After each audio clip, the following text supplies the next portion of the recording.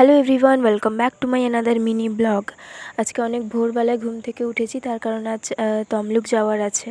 ঘুম থেকে উঠে রুমের যা কাজ থাকে সেগুলো কমপ্লিট করলাম, দেন আমার গাছগুলোকে জল দিয়ে নিলাম।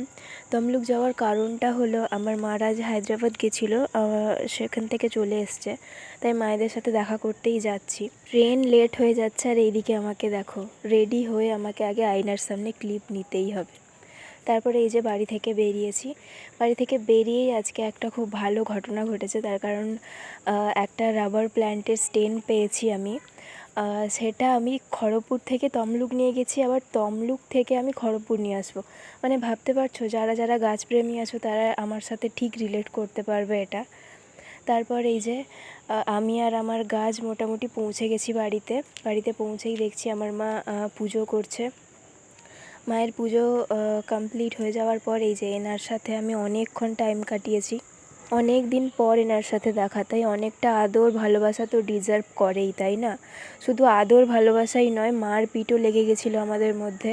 আর এই যে দেখো কিভাবে মানে আমাকে বিরক্ত করে। তারপর এই যে দেখো আমি মায়ের সাথে দেখা করতে এসেছিলাম, আর দিদারা আমার সাথে দেখা করতে এসেছিলো বাড়িতে।